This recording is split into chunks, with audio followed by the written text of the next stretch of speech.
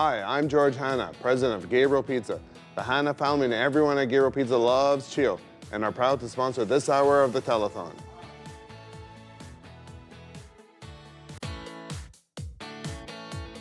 Welcome back to the CHEO Telethon. This is my favorite 6 o'clock hour on this set all year long. We are counting down in this last hour of the Telethon and your chance to make a difference in the lives of children.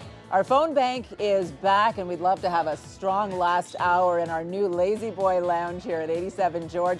They are absolutely ready to take your donations, and we'll also be inside, outside CHEO, seeing everything that is happening there with CTV's Jackie Perez. And of course, our enthusiastic phone bank host, Stefan Keys, who is with Jackie in that Lazy Boy Lounge. Steph and Jackie. Patricia, it's busy here. Yep. Yes, but there's one person that wants to be busier. It's this guy right here. He's been waiting for a call. His wife's been so busy. They're both volunteering for us. So make that phone ring, but also... She's the overachiever, yeah. Okay, well, stop slacking. We need to put him to work, folks. The QR code is on your screen. All you gotta do is pull up your phone, grab your camera, put it on there, and it'll be that easy. It'll take you to the CHEO website. Yeah, those are like 3 steps. I think I was going to... 3 steps. Easy I kind of like added Easy. an extra, but you don't need to do that. If you want to go old school, all you gotta do is call 613-730. CHEO 2436. CHEO 2436. Can't remember numbers, just remember CHEO. That easy. Easy. Right. Patricia. Old school, new school, we'll take it all. The kids here today are just happy they're not in school on a Saturday. Rosietta is in the kids' zone hanging out with them. Rosie. Absolutely. You know, Patricia, I believe we're just about at capacity. So sorry, Patricia, I don't think you can come in here and play with the toys because it's a full house right now. Kids are having such a great time. So am I, getting all the energy and creativity from the kids as they make some fortresses and castles and play a little bit of Plinko as well. There's a lot going on here. Really excited to talk to even more kids and families and talk about the ways in which CHEO has helped them and supported them. Some fascinating stories from some amazing kids. You do not want to miss it. They're coming up in just a little bit. But Patricia, fortunately, like I said, sorry you can't play, but I'll bring over a block and, you know, you can play with that a little bit later. Back to you. Next year, I'm going to make sure I get in there. Thank you so much, Rosie. And we are joined in this last hour by a leader whose tireless work improves the lives of kids and youth at CHEO. Steve Reed is the president and CEO of the CHEO Foundation. I think I love talking to all the CHEO staff. You and I get to hang out more often than not at a lot of events out there in the community. You don't get a lot of free weekends in this job. No, we don't, but you know what? We love this. This is just a great week of the year, a great way to finish the week with the telethon here. It's a great chance for us to tell some stories and bring people on the inside and most importantly, make sure that people really see how important their contributions are to the work that we do. And I know you love this day. You were not slated to be here on the couch with us until 6. You were here much earlier in the afternoon. You've been taking in some of the energy that's been happening. How are you feeling today on Telethon Day? It's hard not to feel just amazing about all of this. Visiting with the families, talking about some of the work that's being done thanks to the community support that we get. This is our chance to just thank the community for everything that they're doing to make us able to do the work that we do at CHEO and CHEO Research Institute and Roger Nielsen Children's Hospice. All of those, and a lot of that work is going to unfold in that new integrated treatment center that we just had a look at. It's coming along, so it must be very encouraging to see some of the progress that's being made there. It's nice to drive by Smythe Road now and you see our parking garage is up and operating, and that's the first step to allowing us to start construction on the integrated treatment center. So we're a construction zone, but it's nice to see it starting, and we can't wait for it to open. It's funny how often we mention parking. Dr. Etches has mentioned it, you have, and when we are doing stories, it's something that comes up with families so often. It's frustrating when the first thing you have to do to start your visit to CHEO is look for a spot, circle the parking lot. You just want to make it a little easier. It is, and thankfully our garage has opened up 1,000 new spots, so it'll make it somewhat easier for everybody. We are a construction zone, so it's going to be a little bit of pain for a little while, I think, finding a spot, but once we get everything organized and running smoothly and the new treatment center open, we expect that that'll be much easier for everybody. That's the intent, is to make the navigation of the system an awful lot easier for families. How have things been this year generally at CHEO? It's been a tough couple of years in terms of the economic climate that everyone is operating in, families, trying to pay the bills, figure it all out, but yet people still seem to find room to support CHEO. It's always amazing to me how they prioritize this hospital that is so important to them. We're very, very lucky. We've got such a generous community for all the events that we run, all the different ways that people support us through buying a ticket at our Dream of Lifetime lottery or our 50-50 or participating in our events or making a personal contribution or a corporate contribution, employee giving plans, Ask at the Cash, all these different ways that people are supporting us. So that's how we're able to do the things that we're doing at CHEO. And one of the ways you've been able to get through to people and maybe convince them to offer some of that support, that incredible Kids These Days campaign, we were talking about it earlier. I had a chance at one of your events to meet a superstar up on stage who was in this campaign. He was so much fun to talk to. We had another one who was here in the Kids Zone today. This was really creative. It's really powerful. And the message is, hey, there's a lot of kids who don't have it so easy, who actually have it really, really tough. And they are strong and they're fighting the fight, and you can help them do it. Yeah, we're really proud of that campaign. I think it's doing a good job of putting a spotlight on what we see every day, and that is that the world is different for kids these days.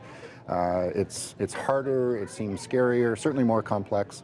And the complexity of the medical issues that they're presenting with is much more complex than, let's say, 1974 when the CHEO first opened its doors. So we know that we have to change the way we provide care. We know that we have to grow. We need to grow our teams. We need to grow our physical space. And the Kids These Days campaign is helping us get that message out. And the CHEO Foundation, for people who just hear CHEO, they know what that is. The CHEO Foundation is the arm that allows that to happen and supports everything else that's happening at the hospital and beyond. Yeah, we get the privilege of sort of being in the middle of the dynamic that brings the community into the work that's taking place at CHEO and Roger Nielsen Children's Hospice and CHEO Research Institute. So it's a real privilege for us to work amongst the families, amongst the kids, amongst the donors, and see all that take place. It's a wonderful dynamic, and we just sit right in the middle. I think that's why we love what we do.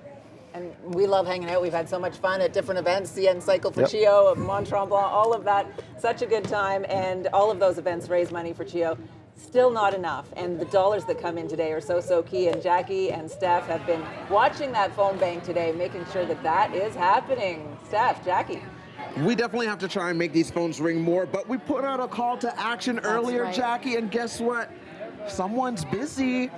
He's on the phone. Thank you everyone so much. Every time you call, and I gotta be quiet because they are on the phone. We don't want to overwhelm them or distract them because sometimes it's hard to hear what you're saying, but we love and appreciate all of your donations. Yes. Keep them coming, keep them coming. Those dollars matter, and we talk about CHEO's tiniest patients. They come from everywhere, and CHEO travels 440,000 square kilometers by air, road, as well as foot, and this is what these dollars and donations are going towards, the transport team. That's right, because we think it's just right here in Ottawa. We're so blessed to have them right in our backyards and have this easy access. But so many people come from all over for this world-class institution. Let's not take it for granted. Let's keep it world-class. Let's keep it going. 613-730-CHEO. That is a number to call. Patricia, back to you. All right, thanks, guys. And time now to introduce you to a courageous young man. Jaden Hunter survived a 2023 car crash that nearly took his life. He has battled back to gain his mobility and is getting closer to his dream to walk again. Here's Natalie Van Roy. Only days before Christmas, Jaden Hunter's life changed forever after a car crash in December 2023. They were rear-ended by a drunk driver who was driving 160 kilometers per hour in a 50 zone. It's been hard. It was hard. Yeah. Jaden was rushed to CHEO, where he was placed in a medical coma in the ICU. A sudden event changes your life physically, your life emotionally, developmentally. Everything changes in really the blink of an eye. Doctors working around the clock to save his life. They took him into emergency surgery for life or limb surgery. Initially, I think the plan was that potentially they were going to cut his leg. They might have to amputate him or he would die. Oh my goodness, you look great. By the grace of God and the doctors here, he survived and he kept his leg. Let's have a look at you. But Jaden was a fighter. I want to see some of this. And pulled through despite his traumatic injuries. It was a very severe injury involving his pelvis and left lower extremity. Just so you don't say. So it was significant. It was a severe multi-trauma. Can you walk a couple steps? After the surgery came months of recovery. That's amazing. Jayden had to relearn how to do everything, knowing life would never be the same. That was like the biggest thing for me, is the realization that like the very little dreams I had for him were kind of gone in that moment. Let's go. Good man. This was the moment he took his first steps. Now, can you bend your knee? Jayden still wears a brace and uses a wheelchair, but it's one step at a time. My goal is to walk again. I don't need to run. I don't care how long it takes. I don't care. All that matters is that I walk again. It's here at CHEO where the 8-year-old found his greatest support. His recovery will continue for the foreseeable future. Let's just say CHEO's family to me. They joke with me, they play with me, they take care of me, and, you know, all the basic things that a family would do. All made possible through donor support. You need a team that responds to that really acute, urgent, emergent event. He's a rock star and he's been through a lot. All the trauma doctors, the orthopedic surgeons, the plastic surgeons, and nurses, and a whole team that responds to that. We discovered how resilient we were. I think that was like the biggest thing that CHEO has meant to us, is how transformative this place is and how much support you get here. For Jayden, his strength comes from knowing he can tackle whatever is ahead with CHEO by his side. There's a lot of people along the way that helped me. Yeah, amazing. And Jayden Hunter is here with his mom, Cora. Welcome to the CHEO Telethon. Thank you. Right before we came on air, you hopped out of your wheelchair and you walked right up on stage, and I was amazed by that. But you said you've been doing that for a while now. Yes. Yeah. How are you feeling about getting back to walking on your own? Really good. Yeah? Has it been tough? Very. But your mom was just saying you're strong, you're resilient. You probably didn't know how strong you were before this, right? Uh-huh. Yeah. What's the toughest part been? Probably just in general, just standing up for too long. Yeah. You get tired and your leg hurts, your pelvis hurts, all Yeah. of that. Yeah. Wild. And listening to you, Cora, talk about that situation and the day of that accident, which December 2023, it's not that long ago. No. Still pretty fresh. And as a mom, you feel really, really upset when you talk about the circumstances and what happened, and something that never needed to happen, and your whole life has changed in that moment. Absolutely.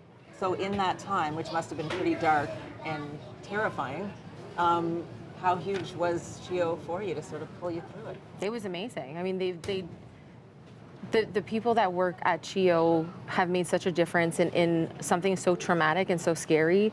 They made it feel like we could get through it.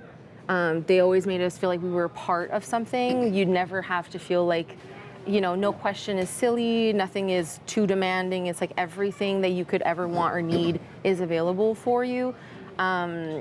And I mean, if you look at, you know, Child Life or the nurses, the doctors, everyone that's there, even the people that work in the kitchen, they're just so much fun. It's a great place, and there's really great people there. Those people get hired for a very specific reason, and a lot of people don't know what it's like in there when you become part of that community. You don't want to find out necessarily, but when you do, I mean, sometimes it's almost scary to move on from there because you are so beautifully held up. Yeah, and it's also like getting back to reality, right? Like you come back out of CHEO and you've been, like you said, a part of a community that you have so much support in, and you go home and it's like you're on your own. Yeah. So. What do you love doing the most when you are at home, Jayden? What's your favorite thing? Playing with my dog. Playing with your dog? What's your dog's name? Enzo. Okay, nice. In the early days of the accident, did you have to worry about Enzo jumping on you? Were you in a lot of pain? Did you have to keep Enzo kind of? Yeah. Still today. Still today. Yeah. Here's why I ask you this. I'm not supposed to make this about me, but I had not a car accident, a ski accident a couple of years ago. I broke my pelvis in 3 spots, and the doctor said to me, we usually only see this kind of injury in a car Yeah, accident. because of the seatbelts. Yeah, Yeah. and he said, but if you had a car accident, you'd be dealing with all kinds of other injuries too. You're lucky you just have your pelvis broken in 3 spots. I found it one of the hardest things I ever had to deal with. So when I heard your story, 4 fractures in your pelvis and everything else, I just thought, oh my goodness, this young guy, so strong, so amazing, and I just think you're super brave and incredible, and I'm really thrilled to get a chance to meet you here today. You're pretty awesome. I'd love to meet Enzo too. Bring him next time. Thank you so much. Eat all the plushies. Eat all the toys, yeah. Jaden and Cora, thank you so much. Thank you for having coming in. us. Best of luck to you. Thank you. We're going to go back out there and grab some more dollars in this last hour. This is the time they are doubled. It's our next miracle match. This miracle match is brought to you by DL Building Materials.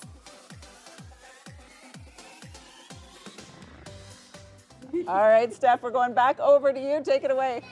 Thanks, Patricia. DL Building is such a big part of our telethon year after year, I think 4 years running now. And so you're such a big part of building a healthy healthcare system. Nicola Prue from DL Building is here with me now. Tell us a bit more about your support, why you continue this initiative.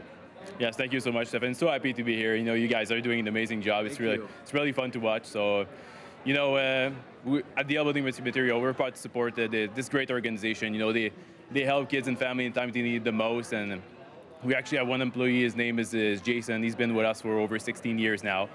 And his twins were born early. Okay. So they spend a month in NICU at CHEO, and one of his daughter is actually still receiving some kind of therapy is at the CHEO care center every day. So I know Jason and his wife are so grateful for the care they receive, and for us, we're proud to support you know, a place that take care of kids like his daughter Avery. So it's really an honor for us. So.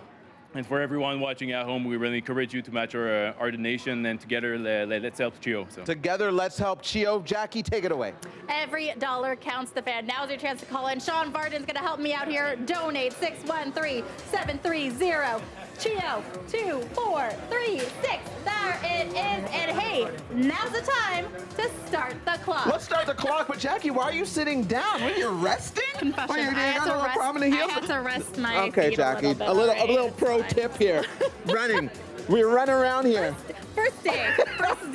I gotta take a break with those shoes. But you know who's giving me her seat right now? We've got the lovely Emily. Emily, you had some fantastic callers. Tell us about them. Absolutely. So I've been getting a lot of grandparents calling, telling about their stories, about their grandchildren receiving services at CHEO. It's inspiring. I really encourage everybody to call, donate to CHEO. You know, the service is not just for parents, it's for grandparents, it's for our entire community. So please call today. Stefan, when we match, what do people need to do? Well, you just need to donate. That's all we're asking you. We're asking you to give. DL Building, you talked about inspiring stories. DL Building, they said they had an employee, they had twins, and one of the daughters is still receiving care. The stories become personal. And now we also kind of need to know how much time's left on the clock for them to match your 1 minute donation. left in this miracle match. Call now. Okay, less than a minute now. Less than a minute. Let's remind people at home what the miracle match is. Let's look at this board right here. Back it up, back it up, back it You up. You donate $10. What happens, Steph? $20. $25. $50. $50. $100. 100. 200. You get the picture. 250, 500, 500, 1,000, 1,000, 2,000, 2,000, 4,000, 4,000, 8,000. So we are getting there. Okay. Now's the time. Yeah, the How clock's much running time out. is We got to left? match the donation. How much time left? There's just 30 seconds in this miracle match. Call now. Call right now. CHEO Bear says, call right now. That's what a CHEO Bear says. This guy says, call right now. Everyone says, call right now. Time is running out. All you need to do, very easy, 613-730 CHEO. That's right. We're running around. We'll sweat for the money. We'll do what we need to do. Right? We're going to run around? Yes. We're going to run around. Well, you can take a seat. I'll run around for the both of us, For Fred. the both of us. He's That's going to right. match. I'm not going to trip, though. Patricia, we're going to take it back to you. We're going to do a little laps around here. I feel lazy just sitting here on the couch. You guys are going strong. Love it. Thank you. And it's busy and crazy over in the kids zone, where Rosie's one of the most popular people here in this building today. The crowd keeps growing over there, Rosie. Oh my goodness, we are over capacity, but it doesn't matter. We're having a great time. I'm here with Caden. Caden, you want to do this Plinko? Let's do it again. Let's do it. 3, 2, let's go. Let's see. How much can we get? Oh, no way! Hey, I can't believe it. They're 500. Very good. I got 10,000. You know what? Together, we're a team here. We'll share it, okay? Caden, who are these guys right here? So these are the two goofballs, also known as my brothers. Oh, yeah? Serious right now, buddy? Okay, shush. Oh, yeah. Okay, you got your brothers here. My goodness. And you got your family as well. Caden, talk about what brought you to CHEO back in 2021, I believe. Yeah. So the main thing that brought me to CHEO, and that was basically all the headaches that I was getting during, it was 2021 of August, or August 2021. Yeah. And during that time, I started getting these very not nice headaches and throwing up. It was not fun. That's not fun. You found out that you had a brain tumor, and then you went through to CHEO. I got to take the microphone now so that they can hear me. And then you went through CHEO, and you became cancer-free, didn't you? How long did it take? 1 year. 1 year. You did have to go through what you called chemo funk because you had chemotherapy. Can you talk about that and how the staff helped you through it? The main way that the staff really helped me was just being there and supporting me through all of it. And while I was there, the one thing that I did that kept me going was even on the times when I was feeling like total garbage, I'd get up the last bit of my energy and I'd go outside and I'd dance for all the nurses that were there. Oh my goodness. And it would make me feel so much better, and that's one of the big ways that I persevered. And still today, I'm dancing through everything. This is absolutely incredible, and you had help from oncology psychiatrist there at CHEO. That is a donor-funded position, and we're so happy that you are cancer-free. Here you are, 12 years old, and you're a mental health advocate for youth as well. Can we do a dance as we throw it back to Patricia, that dance that you did that helped cheer everybody up? Can you show me, and can I do it with you? Ready? 3, 2, let's do it. What is it? Hey, hey, hey. Caden, thank you so much. And thank you for all your great positive vibes as well. Loving this dance too. Patricia, over to you. Hey. Rosie. Rosie and Caden are dancing. Steph and Jackie are running. It's all happening. We're going to sit here. We're going to take it easy a little bit as we're joined by our next guest, Olivia Lorenko is recreational therapist at Roger Nielsen Children's Hospice. The people in that building do some of the toughest and most valuable work, I would think, in this city. It's been a real privilege every time we've gone in there to share a story with a family, because obviously the people that you see all the time are going through the tough stuff in life that we all have to deal with at a certain point. But you are one of those who makes it easier for those families, and in particular for the siblings, the kids who are affected by maybe the loss of someone in their family. Tell me about that and how kids respond and need to really be helped to work through some of what they're dealing with. Yeah, so thank you so much for having me here today. In my experience as a recreational therapist at the hospice, we do support a lot of our young people out in the community who have experienced the loss of a sibling, of a parent, of a grandparent. And in my work particularly, we're trying to foster an environment where these children can connect with other people going through very similar things, but doing that through a play model where they get to play and do art modalities, and then share their stories and share about their siblings or their parent who have died. And that has been expanded even further now. I'm pretty sure I saw a nice video about this and some kids sitting around a campfire.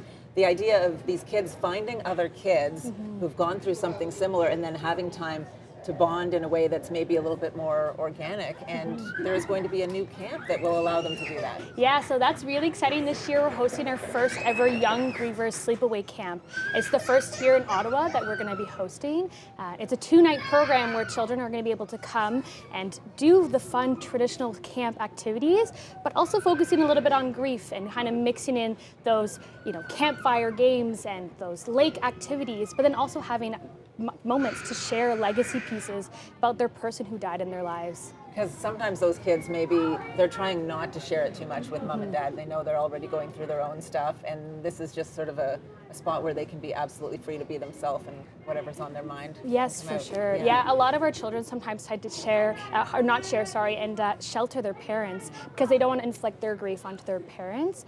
So this space really is a focus on sharing that legacy of that person who died and allowing them to connect with other peers in the community in a really safe environment. I think it's amazing how much better we recognize the needs to do that. I know when we were young, and we probably all had someone in our lives who had lost a sibling. I had a very good friend who did, and she was never encouraged to talk about it. In fact, they talked about just about everything else because you didn't want to upset anyone, and I think we know a lot better now. Yes. Yeah.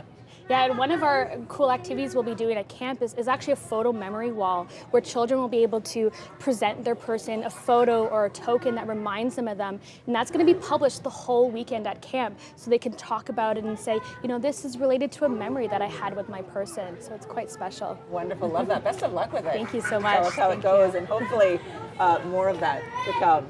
Thank you. All right, we are going to go back now to CHEO, where Jackie has been our guide through the afternoon. Jackie, where are you taking us?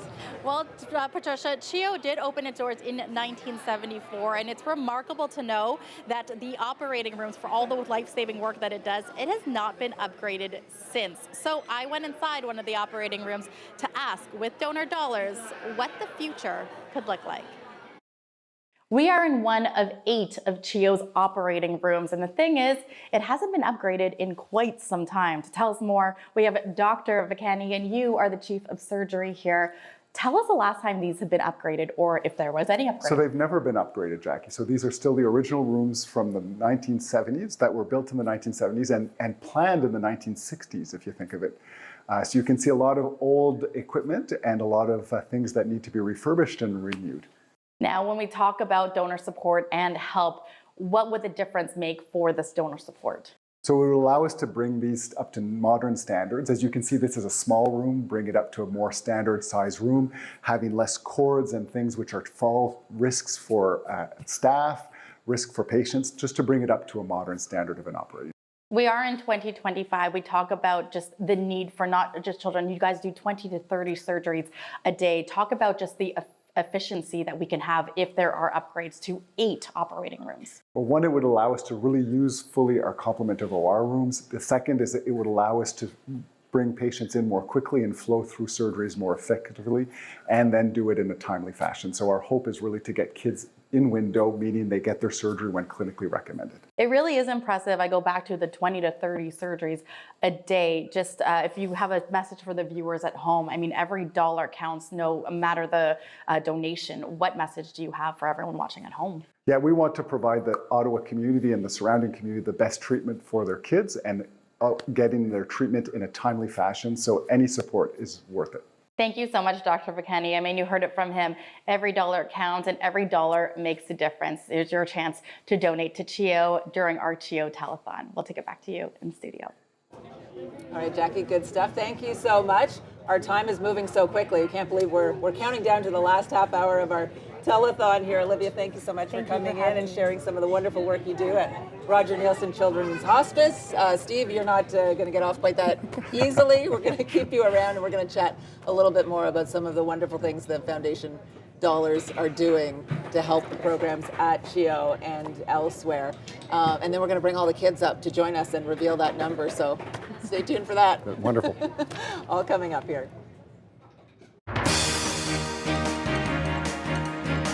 Just 30 minutes left in the CHEO Telethon.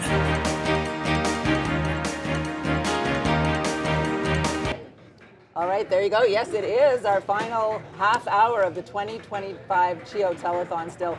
Lots of time to call and make your donation count. And Steve Reed still sticking around with us. We appreciate that, the head of the CHEO Foundation, as we approach the finale of this year's telethon.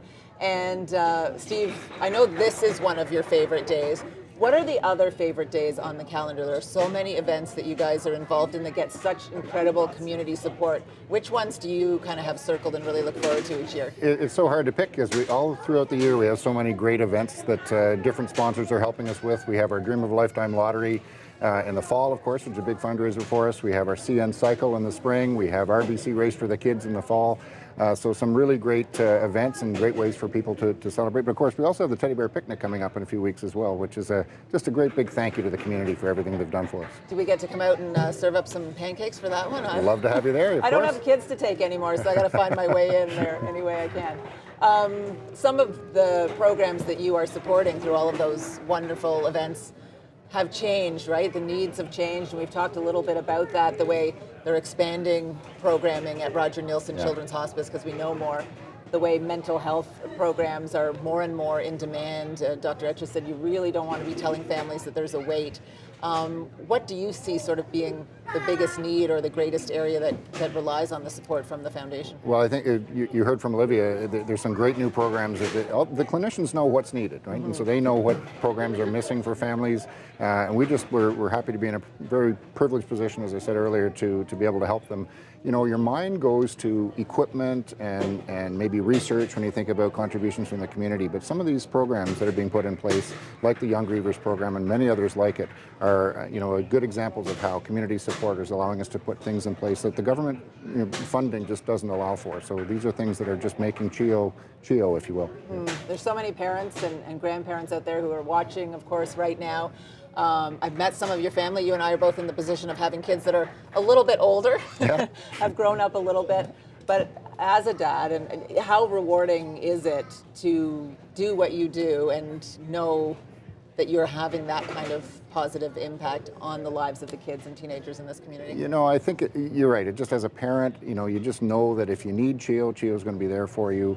As part of the CHEO Foundation, we just feel like we're part of something where we're helping to build a strong, healthy community. And we always say healthy kids make for a healthy community. And if there's some small parts that we can do in bringing donors together with the clinicians, we're happy to do that. And it's, as I said, a very, very proud role for us to play in making some of that stuff happen. And in this last half hour, we want to be very positive about where we're going. This 50-year-old outdated building that needs expanding, but seeing the way that construction is coming along now, there is a solution that's in place. We just have to get there. Yeah, and we talk a lot about the new construction, the Integrated Treatment Center, but what it's going to allow us to do once that's built is to take some of the services out of CHEO proper, the current existing campus, free up some space there, and then we can do some modernizing and some expansions and renovations. And you heard Dr. Vacani talk about the needs in the operating rooms. We'll be able to continue beyond just the Integrated Treatment Center and start to do some much needed, much overdue renovations and upgrades to the CHEO campus as well. So it'll never be done. No, likely not. We'll be here and we'll be talking to all of you and appreciating all of you, of course. Steve, thank you. And we are going to head back out to the phone bank now where they are standing by, taking some of those donations that is making all of those ongoing projects happen. Steph, Jackie, over to you. We are happy to report that the phone lines are busy. Thank you, everyone who is calling. Everyone, I think, is busy right now at the moment. I wanted to talk to them, but no, they are doing their job, getting your calls and getting your donations. That's right, and we've gone straight to the source. Daniel here was just chatting with us. He's like, we're so busy. I don't know what happens in the 6 o'clock hour, but we are so busy. And then the phone rings. He's talking right now. We've got Susan on the lines. Emily hasn't hung up that phone yet. Rachel has been plugging away. Rachel has been a trooper. Getting all the donations. And again, we love to hear the stories when you call in. What's your reason for donating? Who does this affect? Does it affect you personally? Let us know. We want to hear it. Exactly. And, get the entire family involved. You can call up 613-730-CHEO or make a donation. Get your children involved. Make them make the donation for you. Don't, keep the credit card for you. But they can always talk to our volunteers on the phone. We love to hear from all of you. And again, we are in that half-hour mark. Now is the time to do it. Let's do it, guys. Yeah, we want to hear from you. Yes, absolutely. Patricia. So, 613-730-CHEO, Patricia. CHEO. Steph, I'm guessing you grabbed your mom's credit card a time or two. But yes, it's lovely when the kids offer up their allowance or they get involved in the whole process in supporting the hospital. And we love that the kids are right here on set. I wish we had this every day and hanging out over there with Rosie in the kids zone. Rosie. Thank you, Patricia. I have Aylwin with me, and Aylwin was on CTV Morning Live just a short while ago talking about her experience, talking about their experience at CHEO. And Aylwin, it's so wonderful to have you on the telethon to talk about what brought you to CHEO in the first place. Can you talk about that? Yeah, so when I was 10, I had a depressive episode, and I had anxiety. So I went to CHEO because I needed help with my mental health. And so I got there, and there was a bit of wait time, obviously, because that's how it works. But then I got help from my nurse practitioner, Dr. Derek Rousel, and then eventually my therapist, Dr. Neil Gothau, and it was amazing. Can you talk to me, Elowen, about the coping strategies that were taught to you? Sure. So I was taught a lot in DBT, dialectical behavioral therapy, which is something that I did with my mom. I learned a lot of strategies on how to ground myself, on how to be able to cope with some stuff. And the way that I like to describe it is that before I came to CHEO, I was treading water. Yeah. I've said this so many times before, but I was treading water, like I was keeping my head above water, but I was putting all my energy into barely coping. Barely coping, barely staying above water. And then Dr. Derek, as we like to call him, even though he's not a doctor, he gave me arm floaties, you know? And then Dr. Gothau gave me some swimming lessons, and then DBT gave me some more swimming lessons, and now I'm a lifeguard.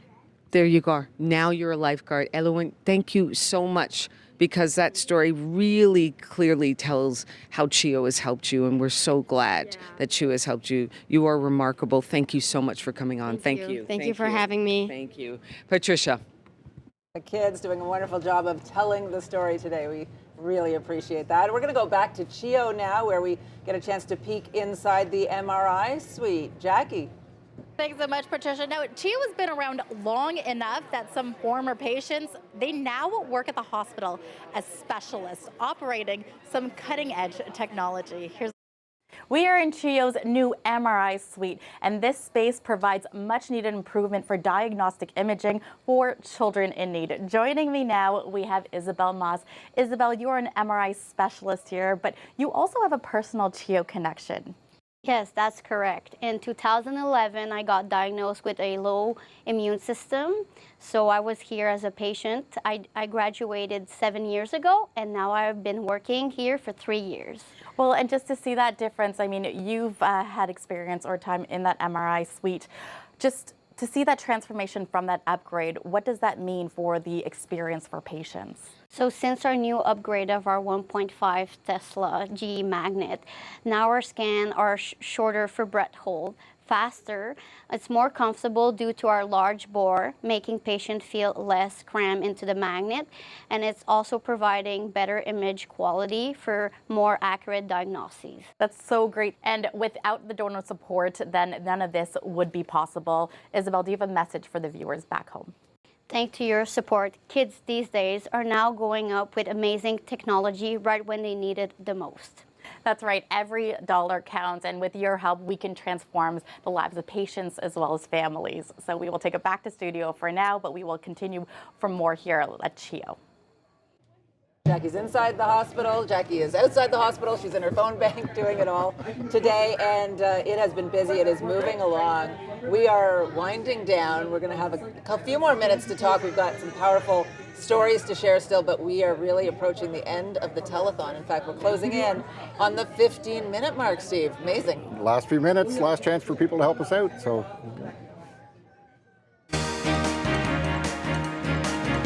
Just 15 minutes left in the CHEO Telethon. 15, 20, around there, yeah.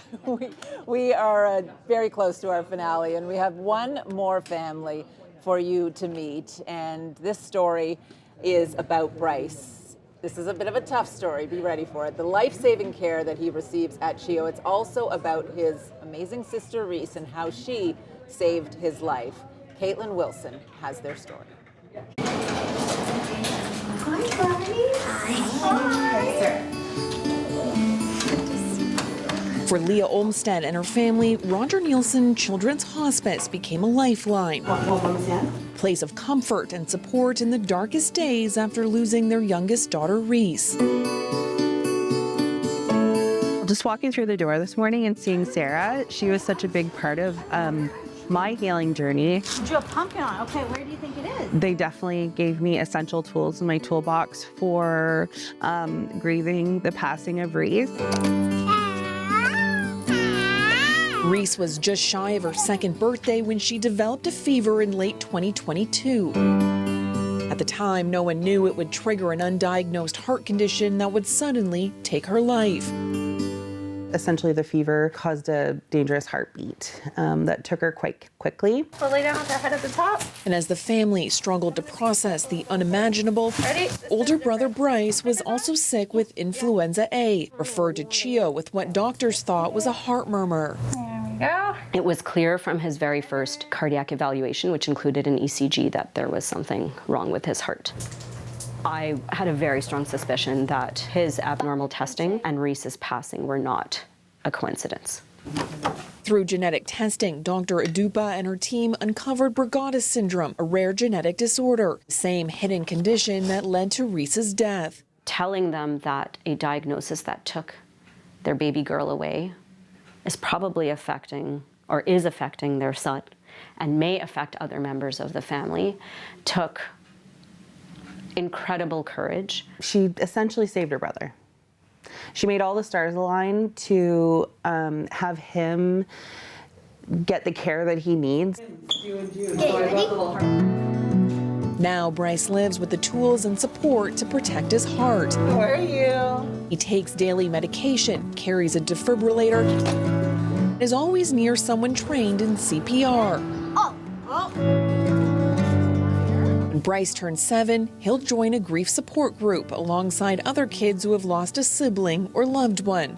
Something we now know, a Canadian statistic, is 1 in 14 children will have a sibling or a parent die. And so it's incredibly important that we support Bryce. From the equipment that keeps Bryce safe, support that helps the family move forward. None of it would be possible without the generosity of donors. It truly takes a village to make these families and these children thrive. And absolutely part of that is the financial support that the foundation provides.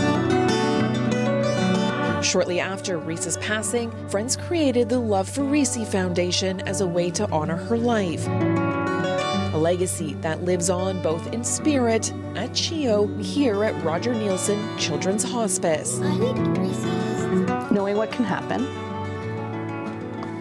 I can't thank them enough for everything they're doing to help him live a normal life.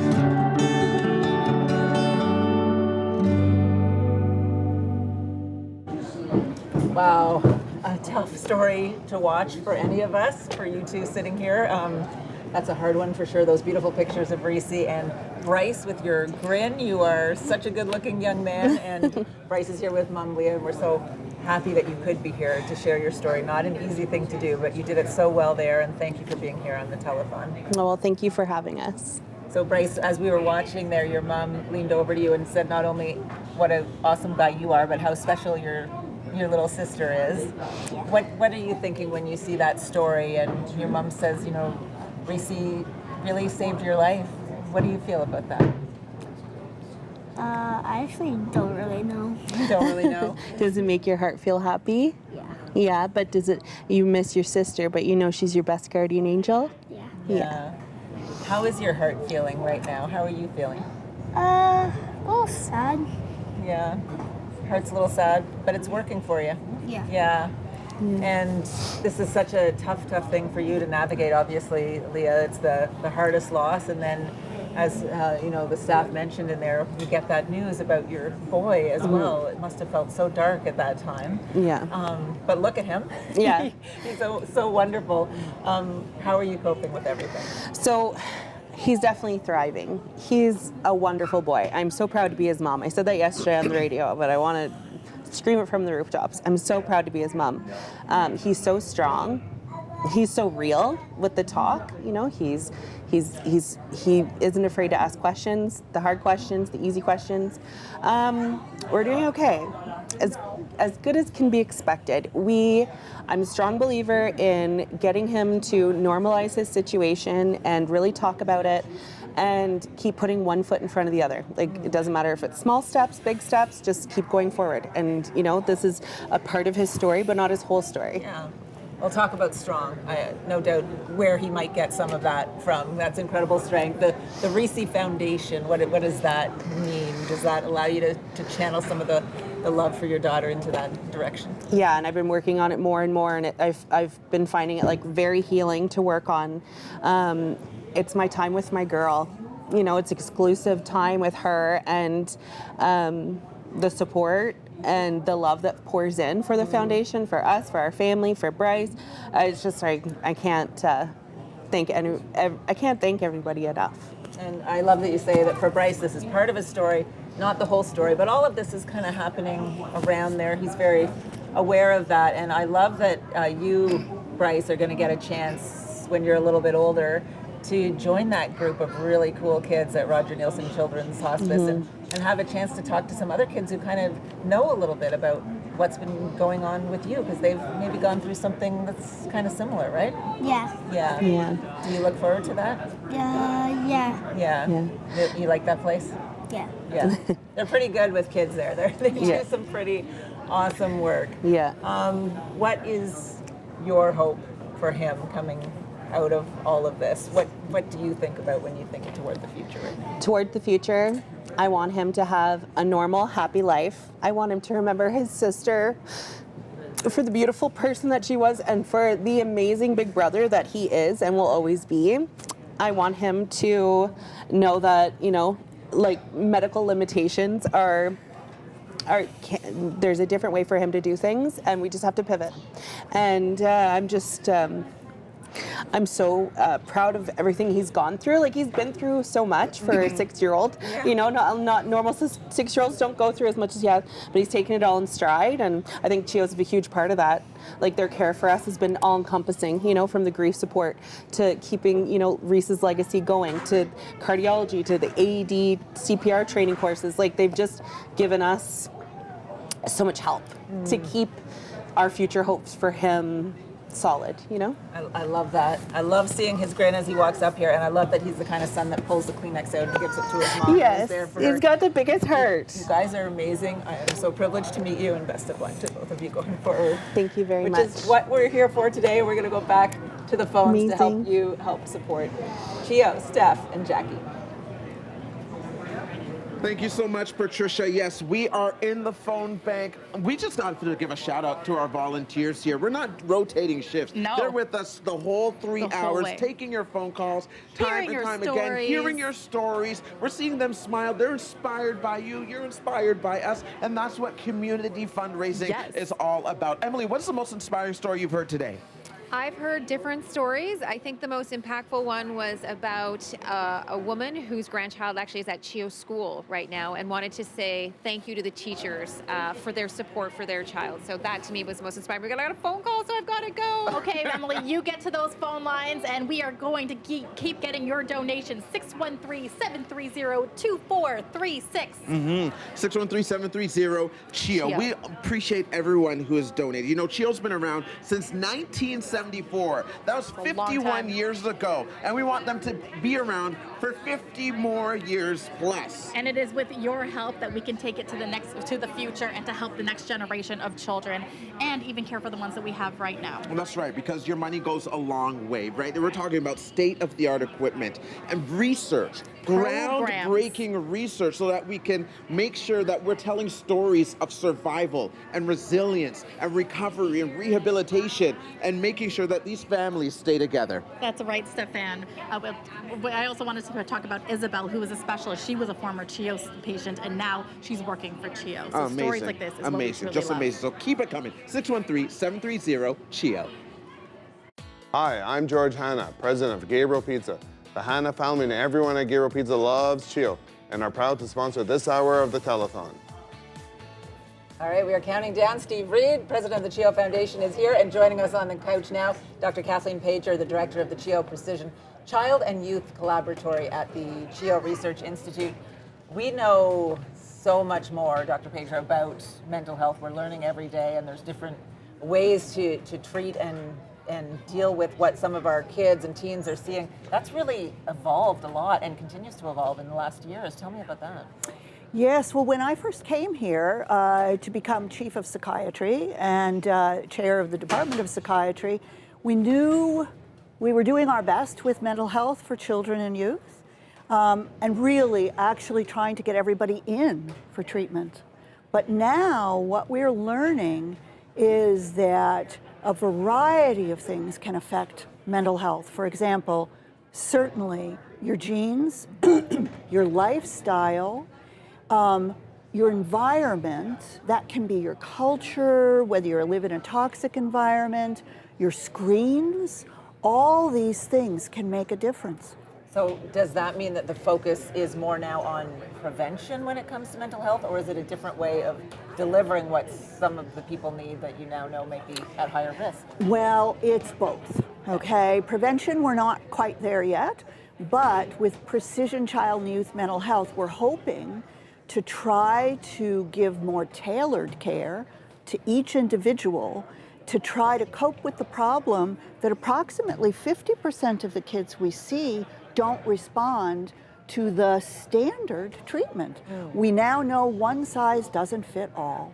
That makes it tougher, though, for you to do your job in that case. Tailored sounds much more difficult. It sounds time-consuming. You have to really get to know the person that you're dealing with to be able to treat that way. Yes. If for those of you who saw Rowan's story a little while ago, Rowan's story was a good example of one of the foundations of precision child and youth mental health care, in that the parent and the youth are working together with the provider to try to help innovative new treatments come to the forefront. And you saw that Dr. McLeod consulted with researchers to come up with a brand new treatment. He hadn't responded to what we thought he should.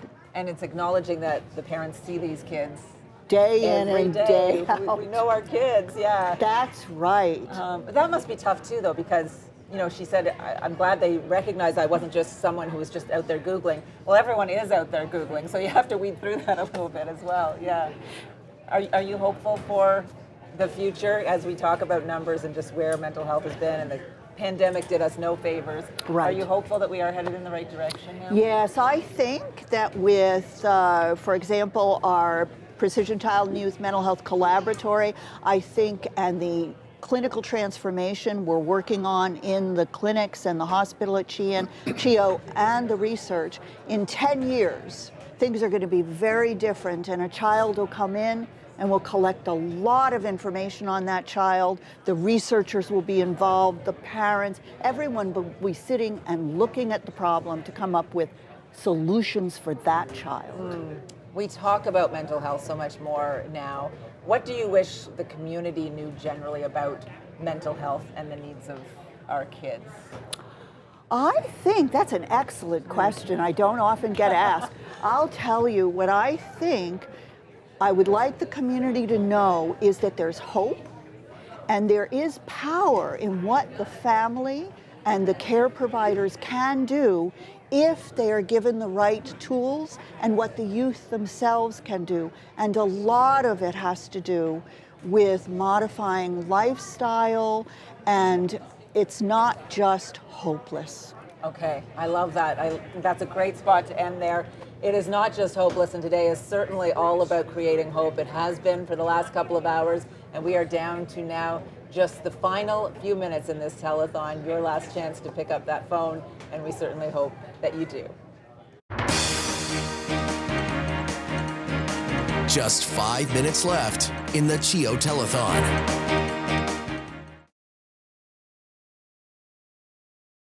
Your donations are going to double. They're really going to count. We're going to go back to Steph Keys to take us through it. Steph. This miracle match is sponsored by Welch LLP. Getting ahead of myself. Now we're going over to Steph. Take it away, Stefan. Well, time really flies when you're having fun, Patricia, because I can't believe that there's so few minutes left on the clock before we end this broadcast, but we're so grateful to Welch LLP and the Community Foundation and all that they do in support of CHEO. Being a partner, we know that is deeply rooted in essentially the DNA of Welch's. Tell us a little bit more. Krista Casey's representing them today. Perfect, thanks. Well, at Welch LLP, we believe in building strong communities, and of course that starts with the children. And with the care, compassion, and innovation at CHEO, it impacts so many families, and we're just honored to be here today to help give back, to help ensure that every child gets the care they deserve. Definitely, we're honored to have you with us. Thank you so much. Please pass along our gratitude to everyone you work with. But Jackie, we're going to go over to you because very shortly we have to start that clock. Very shortly, as in now. Now is the time to start our final miracle match clock. Here we go. I have Ray, I have Joanne. What's the experience been like for these last couple of hours for you? It's been great. We've had a great time. We've had lots of calls, and we're just so excited to be generating revenue and monies for CHEO. You guys have been volunteering for quite a long time, especially for these phone lines. Why do you keep coming back to it? It's so important. CHEO is such a big part of our community. Everyone benefits, and we just have to take care of it. And we're very proud to be able to help out. We are proud to have you here, and it's all about helping out. Stefan, I can't find you. Where are you, Stefan? I'm over here, Jackie, just by the board that shows people what the Miracle Match is all about. You know, my mother always says, every mickle makes a muckle. Don't know what that means exactly, other than a little bit adds up to being a lot. So we know that our Miracle Match sponsors are doubling up the money. If you give $500, that's $1,000. If you give $1,000, that's $2,000. But again, anything you have helps. If it's $25, we'll take 50. Oh, now. You heard them. That's the push. Call now, 613-730-2436. That's 613-730-CHEO. I'm just watching the clock. Is it frozen? Did we actually start it? Okay, but it's less than a minute. We've got about Not 10 much right seconds, now. But of course, we have people on standby to let us know how much time is left on the clock. How much time? Just 30 seconds left. Count now. Final push, 30 seconds. We have to double your money. 613-730-CHEO. 613-730-CHEO. $10 is $20. $20 is $40. Please call. We're running out of time. The broadcast is almost over. $500. You guys can do it. That's good, man. I believe in you. I stuck to the zeros. You started to make it complicated. I cheated and followed the board. Stefan, now is the time to match. Yeah, how about this complicated math? $122, $244. You like that? Ooh, I love that. I love that. I can't compete with this guy, but this is where you're... Patricia, back to you. Steve is going to say a rap. All right. Here we go. There's chaos here, as you can see. Steve Reed is still with us, president of the CHEO Foundation, right here on the couch. Dr. Berman is here. Dr. Pager is here. Many of our guests are joining us. We've got a great group of kids here as well. We're going to reveal the total raised here in just a moment. But Steve, you can shout, you can talk. Last word to you here. How great is this? Isn't this wonderful? We're surrounded by all the kids that we serve. We're surrounded by our volunteers that have helped us with our telethon. Thank you to you for being a trooper through all 3 hours of the telethon. This has been a great day, great way to finish off a couple of great weeks of support from the community.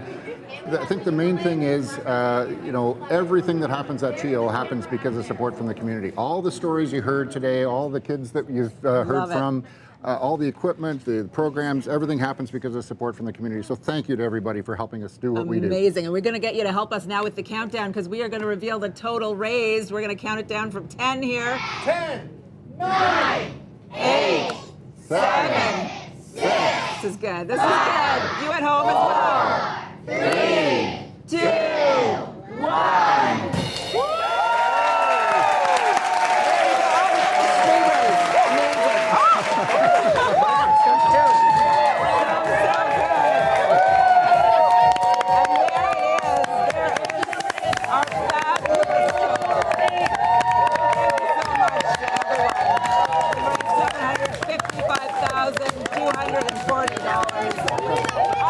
I can't see the numbers, but I'm trusting them. Thank you so much to everyone who called, came by, donated, jumped online. There you go, on your screen, just over $750,000. A huge thank you. And that is just here at Telethon. Of course, there's all those other events that happen through the year that raise all that other money that's so valuable to the hospital. A huge thanks to all of you. A wonderful day here.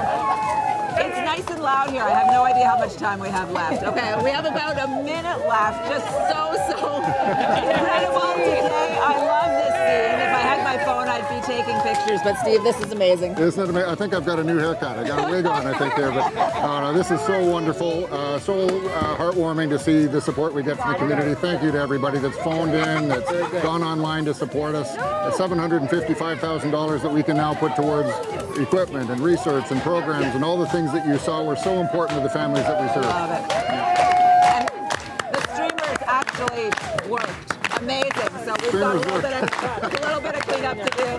We want to thank everyone behind the scenes as well who puts this telethon on every year. Mara, Connor, Pat have been talking to me, and John Ruddle, Peter, who are in charge of this, and all the kids and their families for being out here.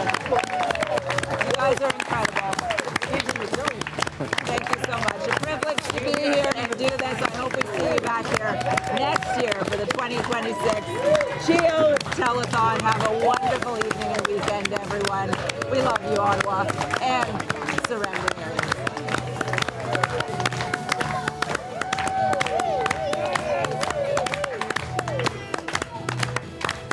That was good.